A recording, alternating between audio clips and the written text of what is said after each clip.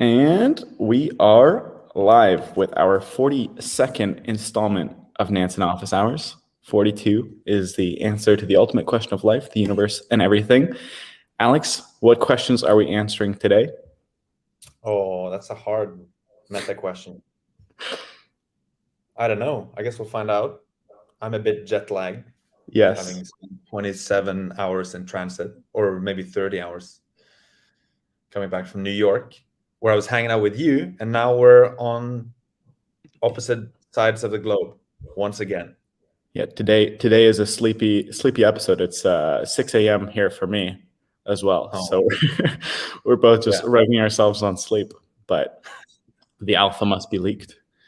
So I saw on Twitter that you commissioned a private jet for yourself to fly back to Singapore. Yeah, not exactly. But I showed up at the gate in Abu Dhabi where I had a stopover, and there were no other people. And so I asked, is this going to Singapore? And she said, yes. She asked to see the vaccination proof. And I was trying to make conversation. So I was just saying, not a lot of people flying today, and she just said, just you. And so I was like, okay. And it was like a Boeing 787, or yeah, I think a big one. A big one is yeah, a big one. And I felt immediately really bad. I was like, this is ridiculous, like flying this enormous machine to Singapore just to get me there. But she said they would fly anyway because they have like cargo and they have to transport the actual plane and the staff. So I felt a little bit less bad. But pretty surreal to hear the pilot, just every announcement, he was like, Mr. Alexander, we have reached the altitude of and that was, kind of surreal. That is. Yeah, the video you got there at the end when you landed was great. Yeah, it's on my Twitter for those of you who have not seen it yet. Yeah. What are we going to talk about today? Yeah, my brain was bugging. I was like, yeah. I think we were briefly gonna shill an NFT drop that we don't know if it's whitelisted or not from our friend Nadia at Pussy Riot. Yeah. Should I just go ahead and share my screen? Yeah, go for it. And then actually that kind of like ties into maybe we can chat a bit about how last week was. Yeah. So last week we were in New York. I went to the Masari Mainnet conference. I think last office hours we talked a bit about that. I did a panel there, but mostly it was about meeting up with as many people as possible. So it was very intense, very fun, very fruitful in many respects. But it's almost like I'm happy to be locked 2 weeks in a hotel room here in Singapore now to just decompress a bit, because it was very intense. But I think maybe the most fun night was the Pleaser DAO party, which was organized by Juan and James at Pleaser DAO. What was the official name? Was it like the dog party or something like that, or something like that? And also Juan is one of the early members of Nansen Alpha. Yes, he is. In fact, that's kind of how he ended up in Pleaser DAO as well, which you and I are also members of. Yeah. And so one of the people we met there was Nadia, who is one of the Pussy Riot members, and she's going to do an NFT drop. And this is not, the intention is not to shill it, because we don't actually know if you have to be whitelisted to mint it. But in about 3 hours, I can't say 3 hours. 3 hours capital? Arrows. 3 hours. In 3 hours, I think they're going to be dropping this NFT, so you can mint it. And it's only going to be 333 of them. So pussyriot.love is the website if anyone wants to try to ape into this. But again, we're not 100% sure if you need to be whitelisted. Cool. Looks I guess you could check the contract somehow. Like, yeah, maybe the contract is somewhere. Yeah, there's a Discord and stuff that you can join, so check it out. Yeah. Zooming out from this and talking a bit more about last week. It was really, really awesome meeting people in person. And earlier in the year, there was that Miami conference, which was interesting. Like, I definitely met a lot of people there. But this New York event was highly targeted to people that were just like very relevant to everything we were doing in DeFi, in NFTs, all that kind of stuff. So it was really, really awesome meeting everyone last week. Yeah, for me, it kind of clicked how profound this link between the art scene and the fashion scene and like culture in general in New York and crypto, like how those two worlds are colliding. And I feel like Emily, people pleaser, is like at the center of it. She's like the incarnation of this trend. And it's pretty exciting because I don't think there's been anything like that in history. It used, with crypto, it was always about like banking and sort of Wall Street and traditional finance, kind of like the new and improved version of that. And then, of course, a connection to like the internet, because it's sort of the biggest revolution since the internet. But now this connection with culture and art and fashion and entertainment, music, for me, it really clicked on this trip because you can see it in practice. You can see people from these different worlds mingling at the social events together, which was really cool. Yeah, completely agree. All right, let's ape into some dashboards here. So hello to everyone who is joining us live. Looks like there's around 30 people. It is wonderful to have you guys. GM, GN. If this is your first time joining us at Office Hours, this is basically an hour-long chat between Alex and myself where we just shoot the shit, try and find some interesting things on our dashboards, and hopefully identify some opportunities for you guys and show you how to use the Nansen dashboards. Anything we might ape into live here on the session is not a recommendation or an endorsement, DYOR. And yeah, without further ado, let's dive in.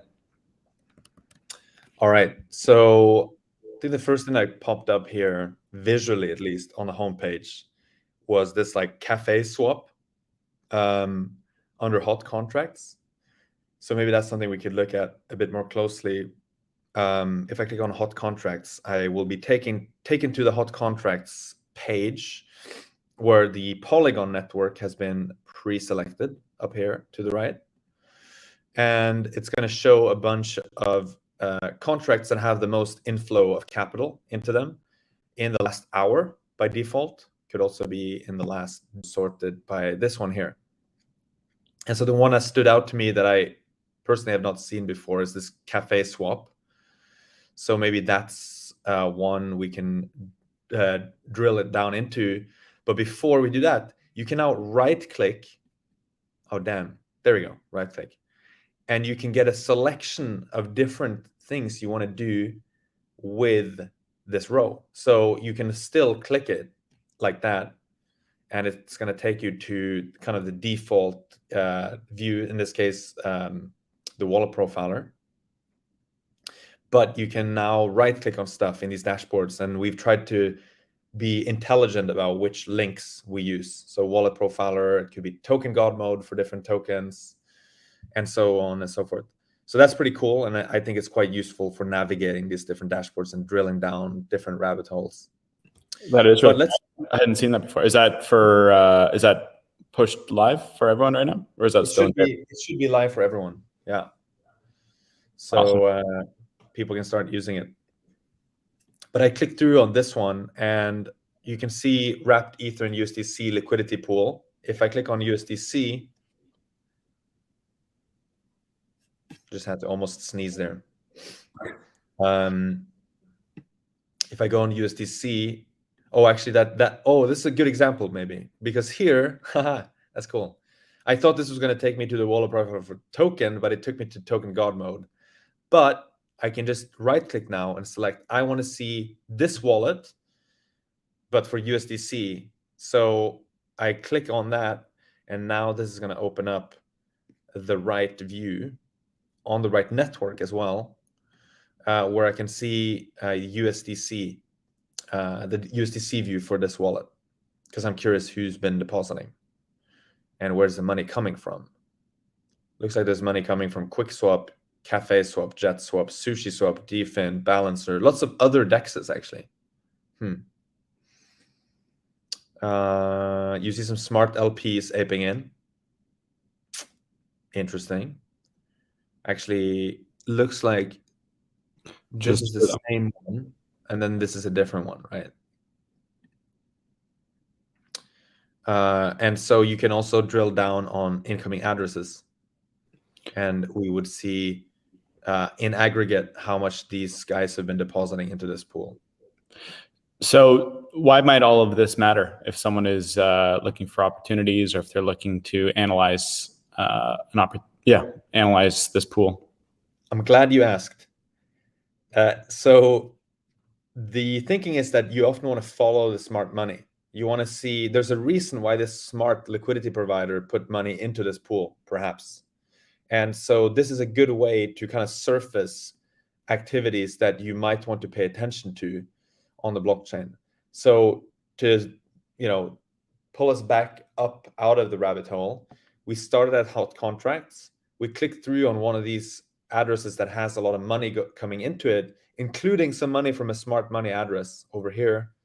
And then we drilled ourselves down the rabbit hole to find out who are the top depositors into that pool. It would actually be quite nice now. I was going to say to have a top depositors link here, but it's a bit tricky because you need to specify which token to look at. But in any case, it's a way to see what the smart money is doing and basically discover new opportunities that you didn't know about before. So I didn't know about CafeSwap. Looks like there's some smart money putting capital into CafeSwap, and maybe there is like some kind of CafeSwap website. This is a bit risky because sometimes you can find phishing websites and stuff like that instead, but CafeSwap.finance, I guess this might be it.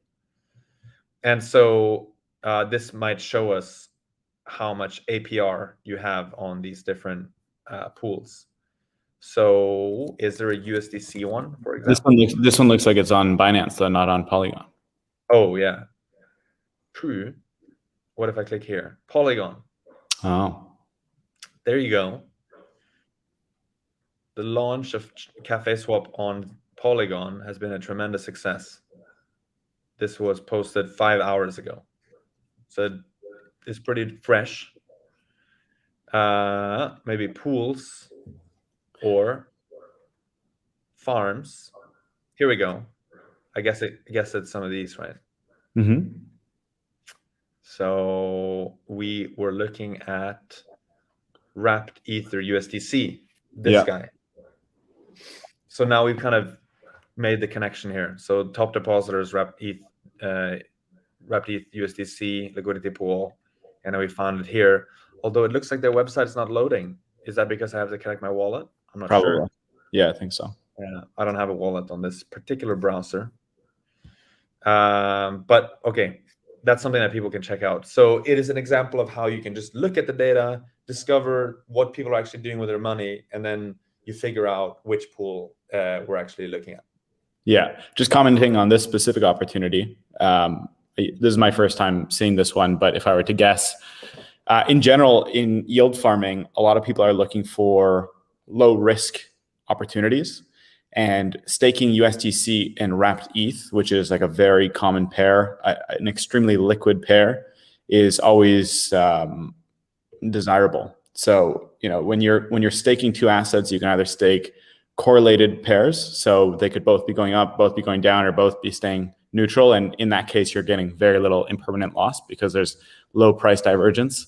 You can be staking uncorrelated assets. So USDC and wrapped Ether is somewhat uncorrelated, but it's just such a mega pair that and there's a ton of volume on it that the trading fees will likely make up for any potential impermanent loss.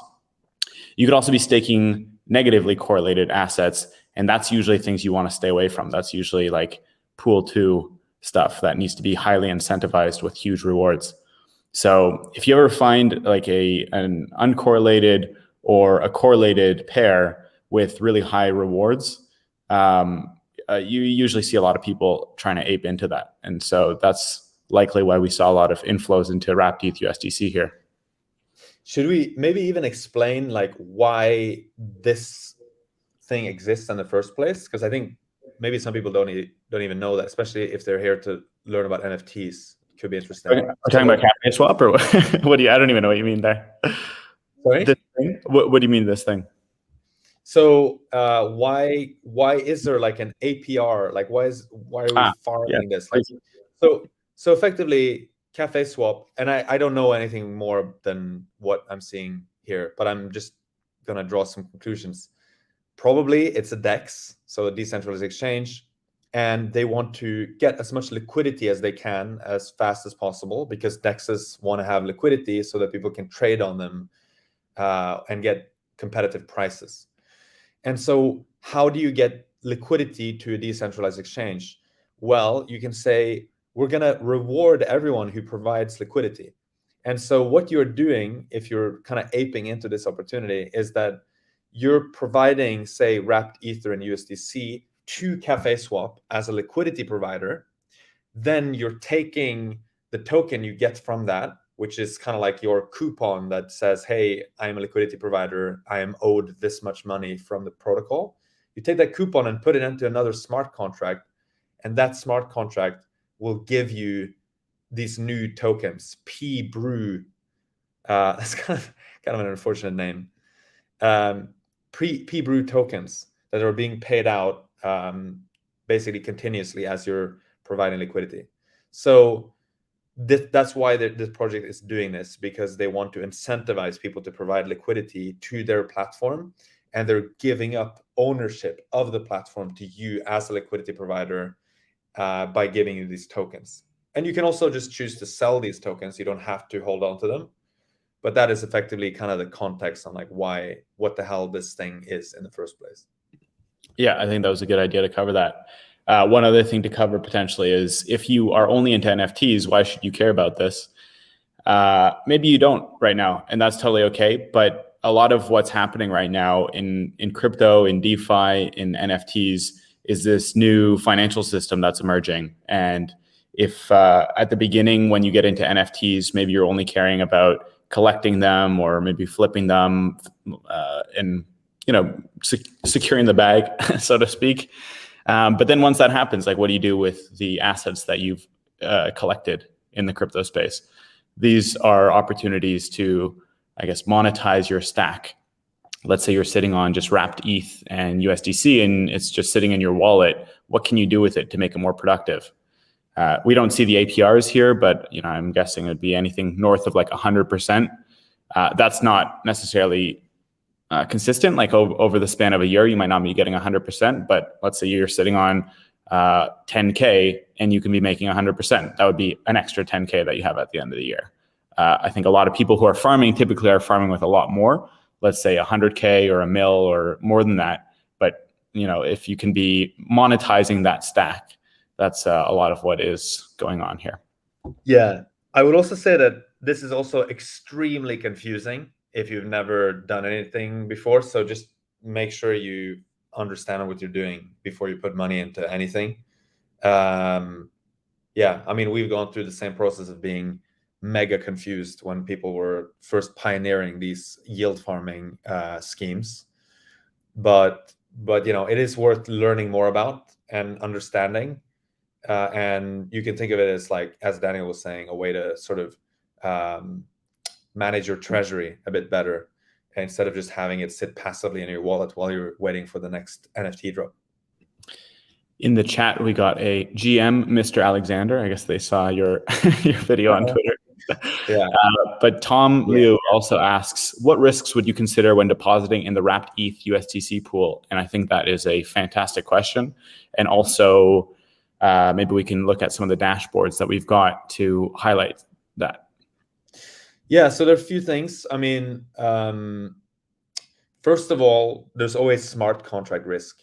So when you're going to be putting money into this pool, and then you're going to take this token and put that into another smart contract. If for some reason that smart contract was poorly programmed, there could be vulnerability, and you could lose literally all your money. There could also be a vulnerability in this liquidity pool if they program the DEX poorly, the smart contracts for that. and once again, you could lose all your money. So, one way to look at that is you could actually look up the source code. So if you had this address and you wanted to find out, say on Etherscan, what does the source code look like, and you could, if you wanted to, you could compare it to. Okay, wait, it's actually the wrong. Oh, it's because it's on Polygon. Let me just switch to. Was that Polygon scan? Is that what it's called? Yeah. Here we go. You can look at the contract and you could try to figure out if this contract is the same, pretty much the same as like a Uniswap contract. If it's identical, then in theory, there's very low risk of it being broken because it's the same as Uniswap, and Uniswap's already been battle tested. But there's a high chance that they've made some changes, and those changes could introduce some new vulnerabilities and bugs. So certainly smart contract risk is probably the main one to consider. If you're not a coder, the kind of 101 of figuring that stuff out, well, that is kind of in the weeds. So there is not really any 101 on that one. But some people will do like a code diff between known contracts, like basically what the original code was. So let's say it's a governance module that's in their code, and they had forked the compound governance module, which is a very common one to fork. They would do a code diff between the new code, like CafeSwap's governance module, and the original one, and make sure there hasn't been any changes there. And the code diff, there's different tools out there for it, but it'll just highlight those lines that are different. But yeah, that's a bit in the weeds. So what else could one do to evaluate risk of this pool? Yeah. The other thing is to just look at who else is depositing funds into this contract, because that can be an indicator of, well, this smart LP, they're labeled as a smart liquidity provider in Nansen. So they've clearly made money providing liquidity in the past. This Flashboy is also indicated as a smart money wallet. You can see that with these emojis here. And so that can be used as evidence or sort of data points to suggest that, well, someone who is indicated as smart money is putting money into this, so maybe the risk is a little bit lower. You cannot just conclude directly that because this address is putting money in, it's totally safe. But from an evidence perspective and kind of understanding it from a probabilistic standpoint, it seems less likely that it's going to be rugged or going to break, or going to be hacked if there's a lot of smart money in the pool. Here you have like 2 addresses, so it's not like overwhelming evidence. You could click through and you could see if there are some other entities that are interesting. There's a lot of different liquidity providers from other protocols putting funds in here, and you can also see how many, right? So it's at least 500 addresses that put funds in here. And so I think that's another thing that you can do. If on the contrary, like if we saw 10 wallets and they were all totally random wallets with no smart money, no labels, then I would be much more cautious, because there's a higher chance that something funky is going to happen. Yeah. Just quickly rounding out some other things to look at. Typically, if I ape into any pools, I would check the website, make sure it doesn't look sketchy. I would try and check the team. I'd pop into the Discord, make sure there's some active discussion there. Check their Twitter and see if people that I know follow them, or if make sure they're not posting spammy tweets that no one is engaging with. So yeah, that would be some other ideas. And then one other thing I would check on the dashboards is also, I always check first in and last out, and make sure that the people that I'm kind of, checking if they have gone in, like let's say I see smart money that's gone in. If I see that they're already like starting to withdraw, I'm always a bit hesitant. That kind of feels like the opportunity has dried up a bit, or at least is starting to be less attractive. Sometimes you'll see pools where people have gone in like 3 weeks ago, no one has pulled anything out. That's great. But something like this, where it's like quick in, quick out, it's kind of like hot potato, or at least, it's a different game. So just a couple other things to think about. But great question, Tom. Thank you for asking. We have some other questions in the chat here, so maybe we should start getting into those. Let's do it. So hopefully we can answer some questions for everyone. And if anyone else has any questions, feel free to put it in the chat, and we'll try and get to it throughout the session here. One of the questions here is, how about a DYDX analysis? I think that is a great idea. I think I actually haven't been following it too closely, but I think they just finished Epoch 1, where they released more tokens. So hopefully we'll be able to see some people who got a bunch of rewards. Yeah, cool. Let's look at this. So what did I do here? First of all, I changed network to Ethereum. Then I went to token God mode, which you can click here, or you can also find it through diligence and then token God mode. And I plugged in the DYDX token. That's a good place to start because it gives you kind of this overview of this token. You can see the top balance changes. You can see the top transactions, seeing some familiar names here. And you can also see the top holders. And so probably this one on ownership, you said there was a distribution. I suppose I'm not sure exactly how it works, to be honest. I think I saw Suzu tweet something about like it was like that Winnie the Pooh meme where it's like period 1, there's one Winnie the Pooh, and then it's like Epoch 1, and it's the sophisticated Winnie the Pooh. Well, this one is labeled Token Millionaire, not very descriptive in my view, but we could have a look at that one. And there are a few different things here. You can go over to Wallet Profiler for token, or you can right click and you can see, hey, Wallet Profiler, top depositors, top recipients. What do you think we want to see here? I would say what is Scan? Is that Etherscan? I think it's like the generic name for all the Etherscan, Polygon scan, whatever. Okay. Maybe you should just say Explorer. Yeah, that's confusing. Funky. Yeah, Explorer is probably a better word there if the product team is listening. So top recipients. Product team.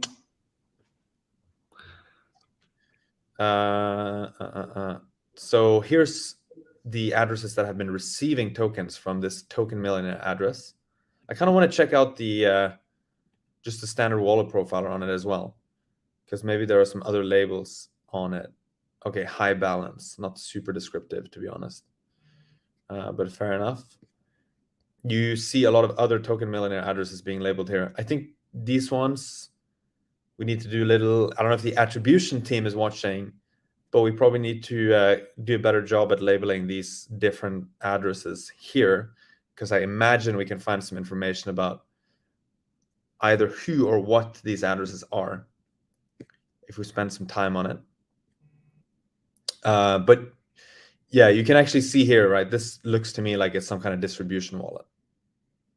It's like these are the top holders. You have like the rewards treasury investor, which is constant. And then these other guys that are pretty much also constant. And then one Token Millionaire that's basically the tokens have been going out of that wallet since 31st of August. And I would imagine that's distributing some kind of rewards. So even if you don't have the labels, you can often just figure this stuff out by looking at the data. Looks like Wintermint received some. Avin in the chat says distribution is not claimable for another 6 days. Thank you, Avin, and see you in a few hours in the War Room call.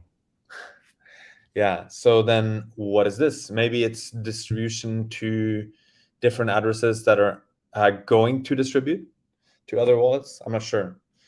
But if that's the case, then I think we won't actually see much in the on-chain data if they haven't distributed yet. So we will probably have to wait until that's claimed before we can see it. Yeah. Okay. Well, I don't know if there's a whole lot we can check out there then. If it's not on chain, then yeah, we're kind of screwed. Cool. Continuing on the questions here. Kevin asks, what's a distribution wallet? Just regarding that. Yeah, like so if you have yield farming incentives, for example, these tokens need to be sent from somewhere to you. And so a distribution wallet, when I say that, I just mean that's maybe a smart contract which is holding some tokens, and you can claim from it under certain circumstances. So that's what I mean when I say distribution wallet. It's just something that sends out these different yield farming incentives, which are tokens, to the ones who should receive them. Yeah, a common breakdown of like ownership wallets. So like what we saw there on token god mode, we checked out the top balances, and you can see basically like a cap table of a token where you can see like the amount, the percentage of tokens in these different wallets. Frequently what you'll see is like a treasury wallet, which makes sense. You know, teams manage their treasuries in one place.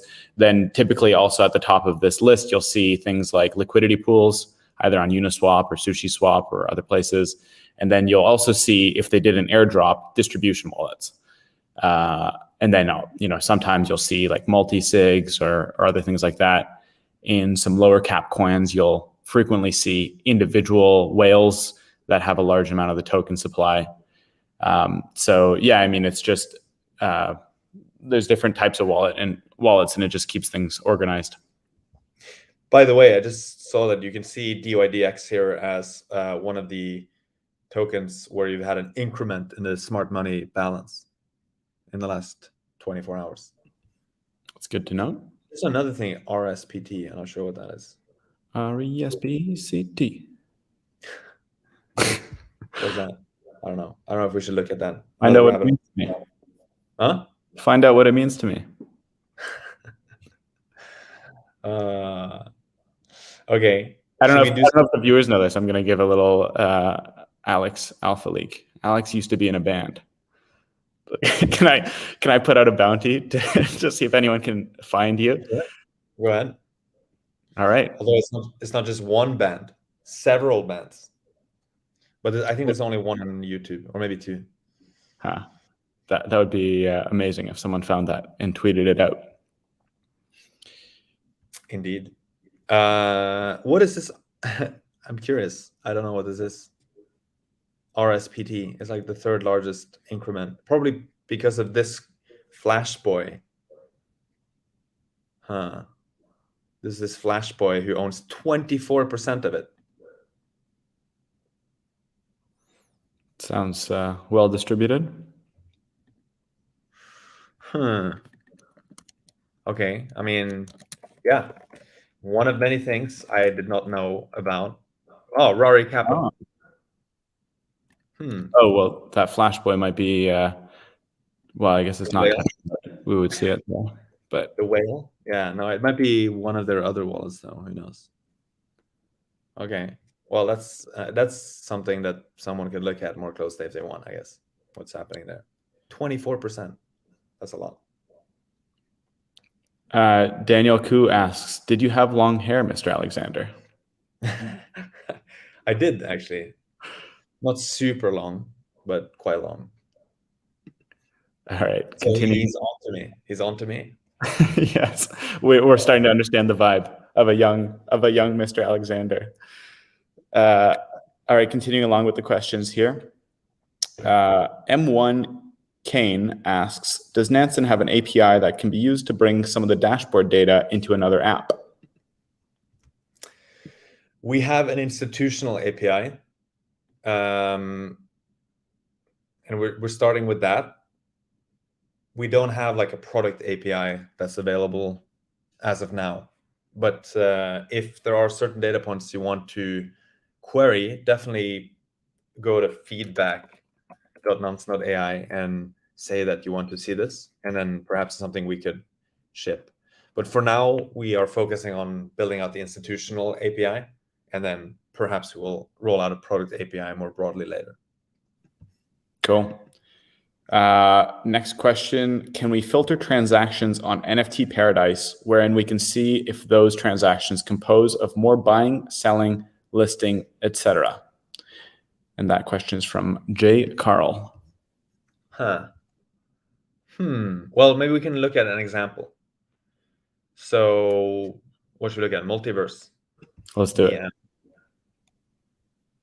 Or we also have a question in the chat about Robotos, so we could use that one as an example. Up to you. Okay, well, let me just search for Robotos. Robotos, right? Robotos, there we go. Click through on that. And wow, price has been pumping. I paper handed out of my Robotos a while back, and then they ripped. Not gonna make it. Always a mistake, yeah. It's pretty cool though. You can see like this notable buyer like driving up the floor, or maybe several. I think that was there was a spaces with these, and people got really into them then.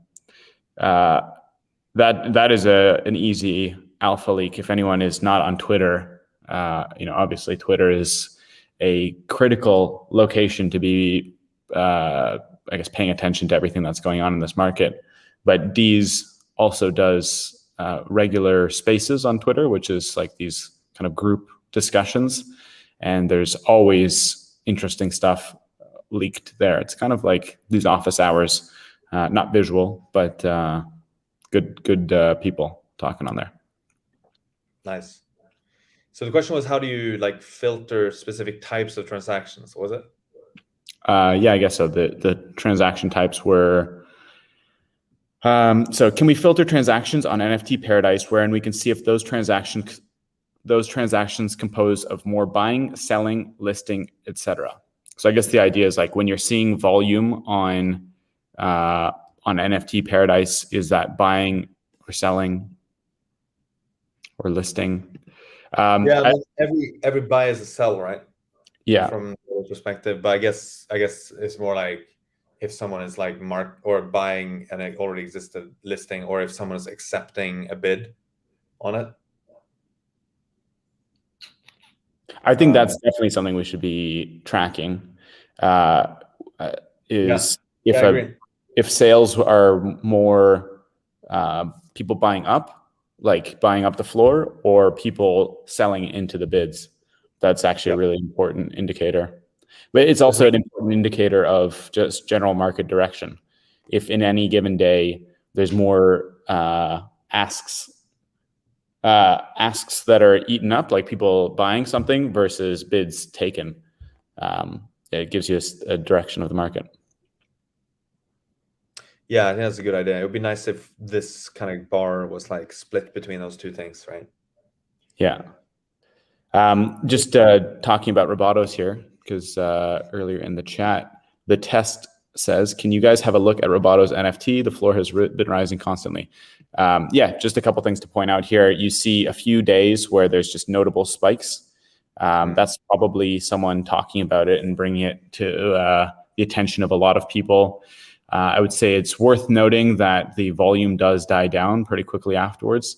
That's not FUD. I'm just saying it's interesting that it's usually these like spikes. So it's not like fully organic, kind of widespread adoption yet. It's just a lot of people who are aping in. Actually, do you want to take the control of this? Because I actually have to go to the bathroom. Yes. All right. Let me tap in here. I just came back from a 30-hour flight, and my body has not adjusted to the natural rhythm of office hours yet when it comes to certain bodily needs. Sure. Or of life. Yeah. Since jet lag is horrible. All right, let me share my screen here, and we'll see you. BRB.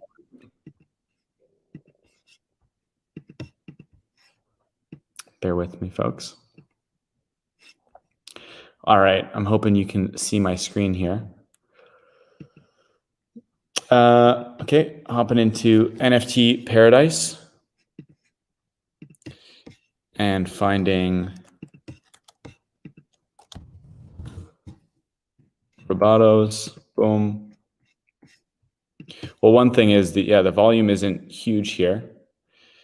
Maybe we can actually just quickly, yeah, let's look through here.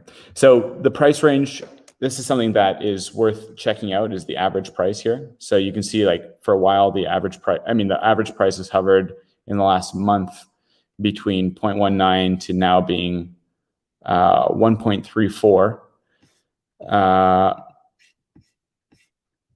Yeah, these are always quite interesting. One thing I would check is concentration among big holders. So you check breakdown, and you can check, well, first of all, first in, you can see if a lot of people are buying for the first time. That's always a good sign of people getting into a collection for the first time. So it does look actually pretty healthy here. There's very consistent buying of first-time buyers.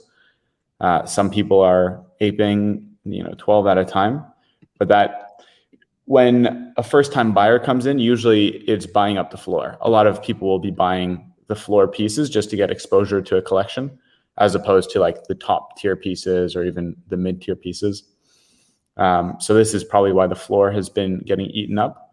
And then I would also just check the top balances. So here we see this Nifty Gateway Omnibus wallet. I guess that's people depositing into Nifty Gateway to list them over there. That's I'm personally not a big fan of the way Nifty Gateway is kind of like a walled garden. I would much prefer like a completely open marketplace like OpenSea. But yeah, there's 185 there. So I would probably check. Maybe we can just see if we can find that Nifty Gateway. I'm back now, by the way. Welcome back. Thank you. Thank you. All right, hold on. Robotos.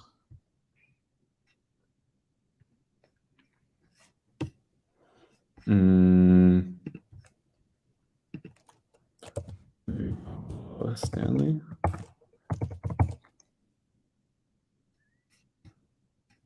Collections. I've actually never looked at it like this before. Yeah, I've never used this actually. 1238 listings. Oh, but this is not just Nifty, right? This is also OpenSea, or? Well, Nifty has 185 of them. Maybe if we click in on this, we can see real quick which ones they have. Oh, this is actually really interesting. The Nifty's Omnibus wallet, because this is like all the ones that they hold in the Nifty. That's cool. You want to sort by balance on that, maybe?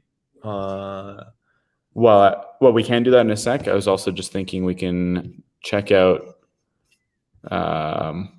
Robotos here. Can?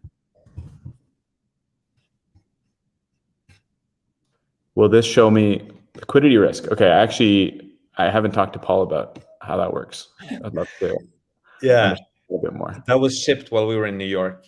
And yeah, effectively, I think it has to do with how much slippage there is on specific collections compared to, say, the median price. But Paul wrote a thread about it, which I have not studied yet.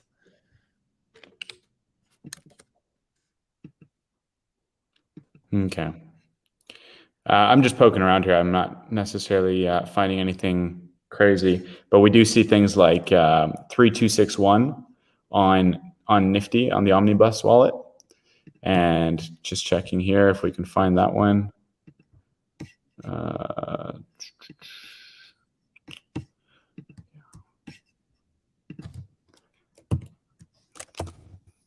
3261. I have never used Nifty Gateway before. This is quite an interesting. We don't know what we're doing. I mean, the fact that they list things in USD is straight GMI. Withdrawn to an external wallet, it said 13 hours ago. Okay.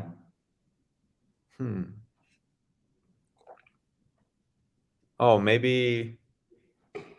Yeah, I don't know.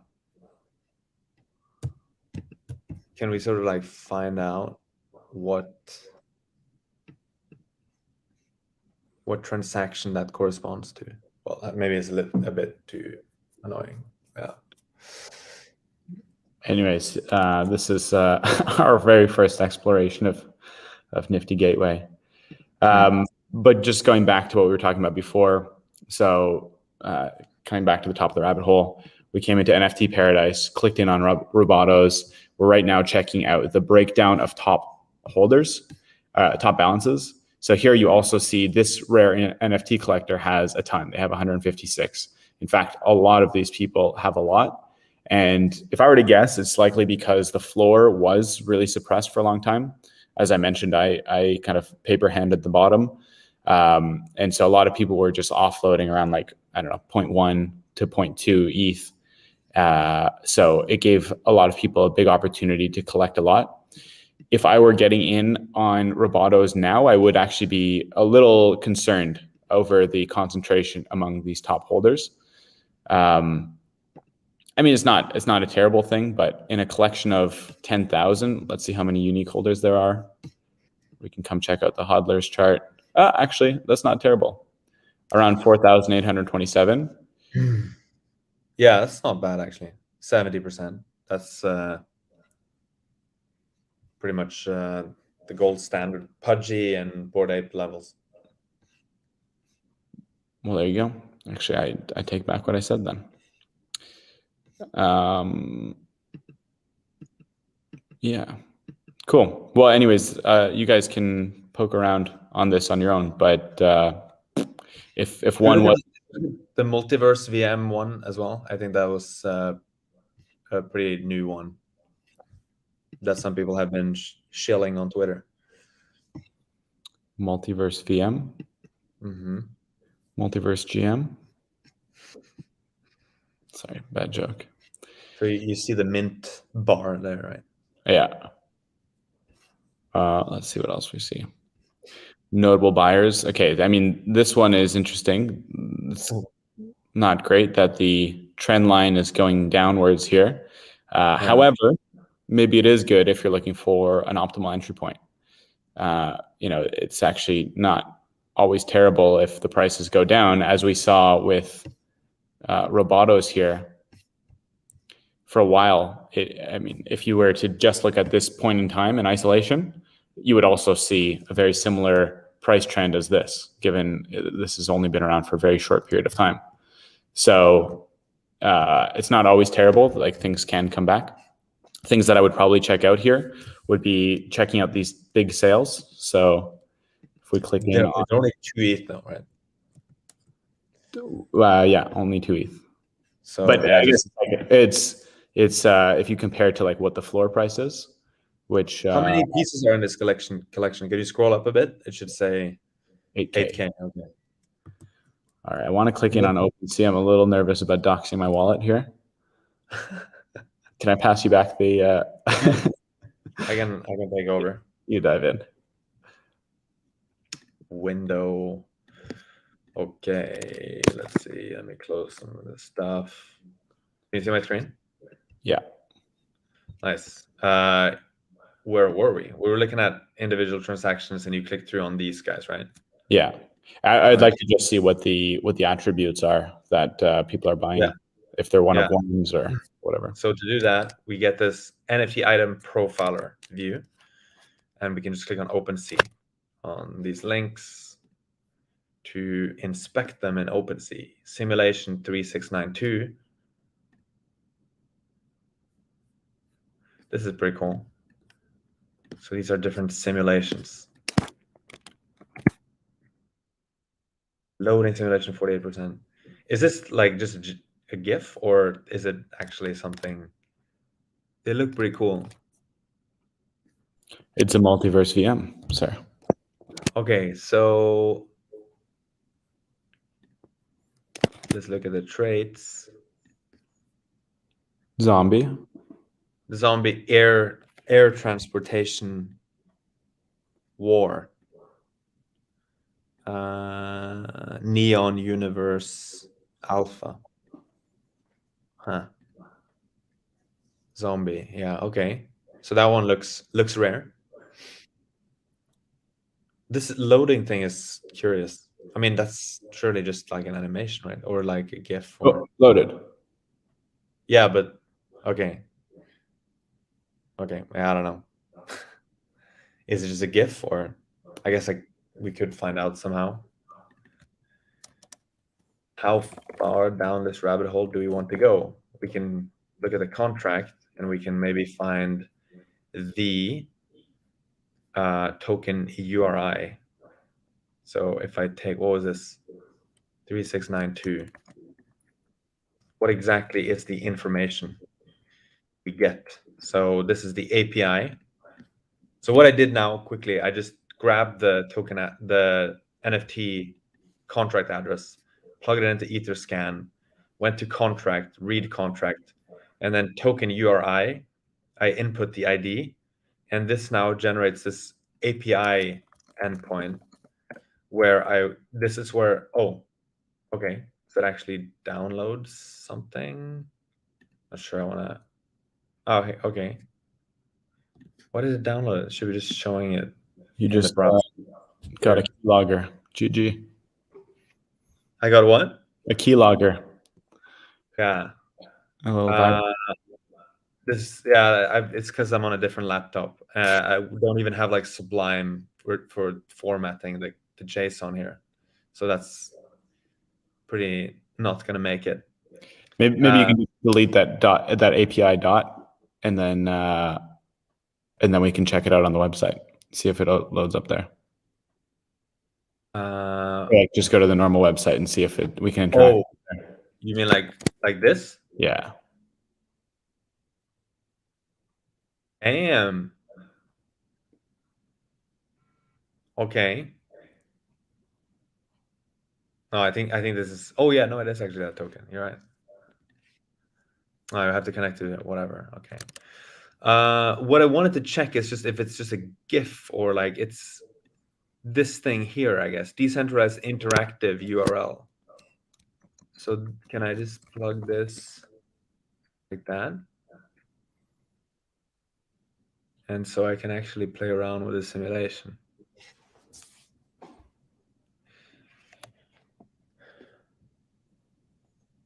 Interactive simulation is being loaded.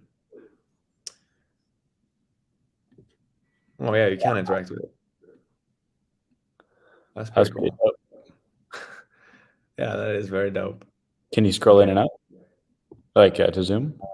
No, I don't think so. Yeah, this is pretty cool though. I like. Okay. Anyway, how do we end up there? We looked at how did we end up there? rabbit hole. Well, we looked at the top ones, and then we looked at the trades. So these were just the top transactions. I want to buy some of these. I mean, they're pretty cool.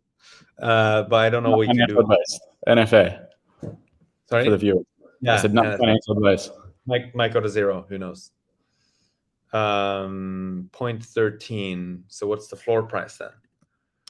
That's another thing you would check. You'd go to OpenSea. You plug in. Oh, actually, I don't know if you can do that. MultiverseVM. Okay. I think you can. Yeah, there we go. And then low to high, and I only want to look at buy now.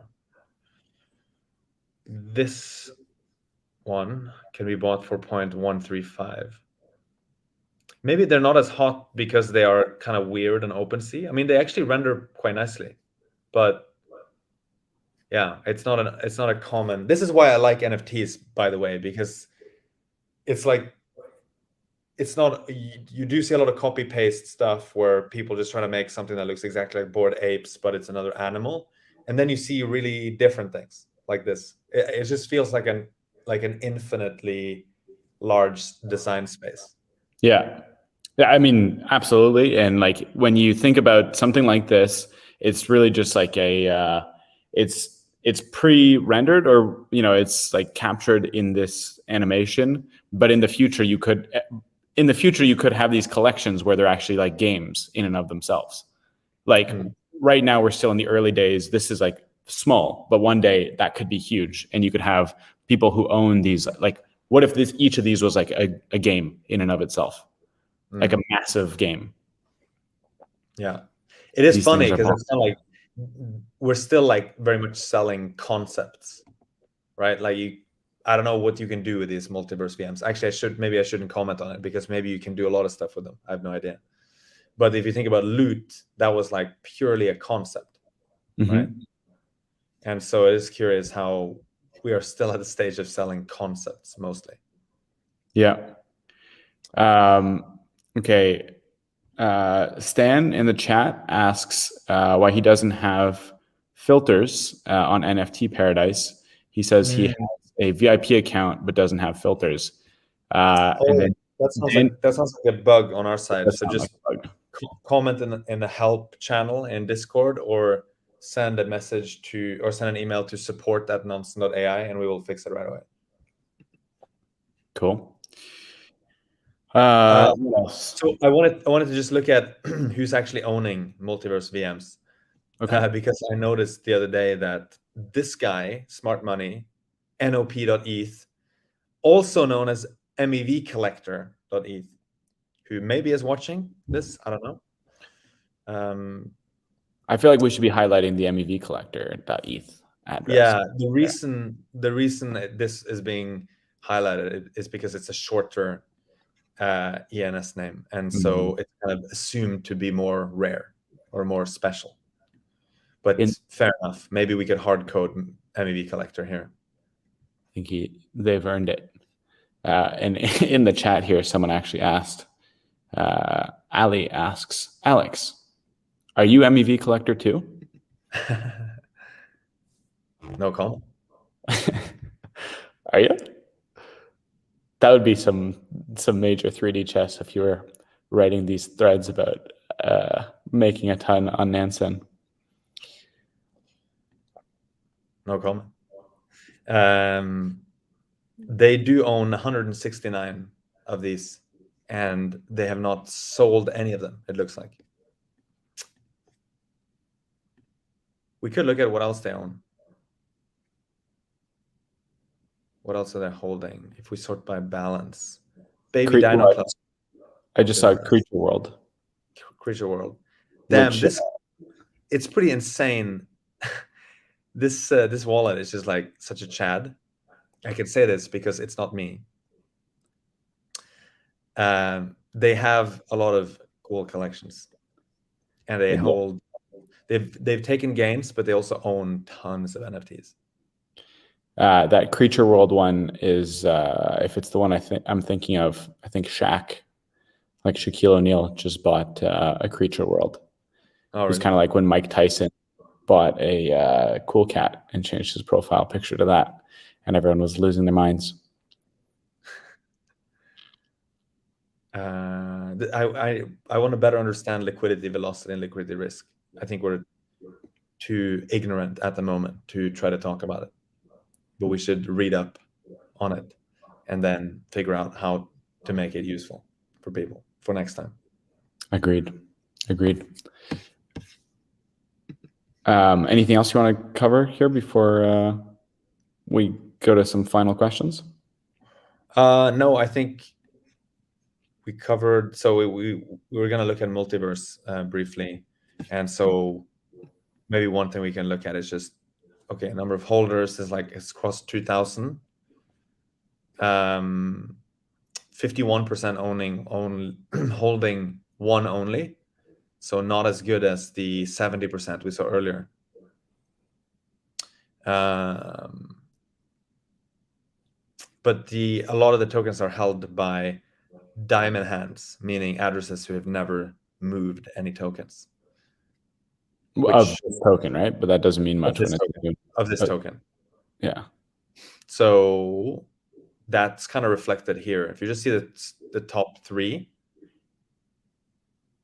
it's like these guys have a lot of the tokens between them. Almost 10% of all the tokens, and they've never sent any of them. And then these guys too. Yeah, so there's quite a few who've never actually sent any tokens. I mean, but that, just keep in mind. Maybe they start sending them next hour, you know. Well, now that you've accidentally showed it on the stream here, saying that you're going to buy one. Yeah, maybe I shouldn't say that. I don't even have my wallet here, so I'm in 2 Well, if weeks. you're a NFT collector, you got 100, however many there, 150 of them. 169. Yeah. Nice. All right. Well, I think that's actually probably a decent place to wrap up. Did you have anything else that you wanted to cover today, Alex? No, I think that's good. Okay. I have to jump on the call as well, so it's perfect. Well, last time I think we neglected to do it, but shout out to Ingrid, who wants us to say, smash that like button, hit subscribe, share with your friends. But yeah, we appreciate you guys coming to hang out with us. We have a lot of fun doing these sessions. So hopefully you found some value in it. We will be sharing probably some summaries or like some snippets on our Twitter. Sometimes when we're lucky, Playturn shares a thread to summarize these conversations. So let's see if they do that again this week. But yeah, I hope everyone has a fantastic week, and we will catch you next week on Nansen Office Hours. Take care. Bye.